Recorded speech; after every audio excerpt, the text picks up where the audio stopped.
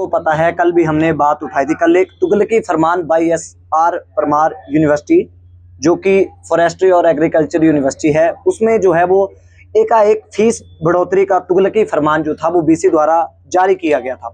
हैरानी की बात यह है कि 3 तारीख से जो है वो UG के अंडर ग्रेजुएशन बच्चों के जो है वो फीस से स्टार्ट है, उनका जो है वो काउंसलिंग स्टार्ट है 3 तारीख से। और इतनी शर्म की बात है कि एक उन्होंने फीस में बढ़ोतरी कर दी है, और फीस में बढ़ोतरी भी इतनी की है कि जिसका कोई हिसाब ही नहीं है। मैं आपको बताना चाहूँगा कि जो अंडर ग्रेजुएशन की सीटें थी जिनकी जो फीस थी जो 43,000 थी, उसको बढ़ाकर जो है वो 68,700 कर दिया है नॉर्मल सीट्स के लिए। और जो नॉन सेल्फ फाइनेंस सीटें हैं उसकी जो फीस है वो 83,000 से बढ़ाकर 1,27,000 कर दी है।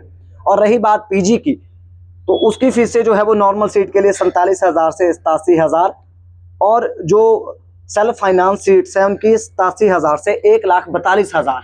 मतलब 3 दिन की अवधि में, क्योंकि 3 तारीख से काउंसलिंग स्टार्ट है, तो एकदम से इतनी फीस हाई कर दी है कि बच्चों को सोचने और समझने का समय नहीं दिया है। और एक और मैं आपको चौंकाने वाली बात यहाँ पर बताने जा रहा हूँ कि जो अंडर ग्रेजुएट जो इनका प्रोग्राम था, जो इन्होंने प्रोस्पेक्टस जारी किया था, उसमें फीस मेंशन जो की गई थी उसमें 43,000 की गई थी। हालांकि वो ही फीस बहुत ज़्यादा थी, लेकिन इतना तुगलकी फरमान इस BC ने जारी किया है कि आम घरों के बच्चों को, आम घर के युवाओं को जो है वो दूर रखा जाए शिक्षा से, इस तरह का जो है वो प्रावधान कर दिया गया है।